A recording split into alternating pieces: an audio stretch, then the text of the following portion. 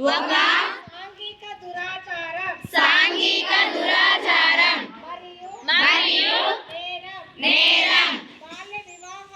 బాల్య వివాహాలు బాలికల విద్య రక్షణ ఆరోగ్యం మరియు అభివృద్ధి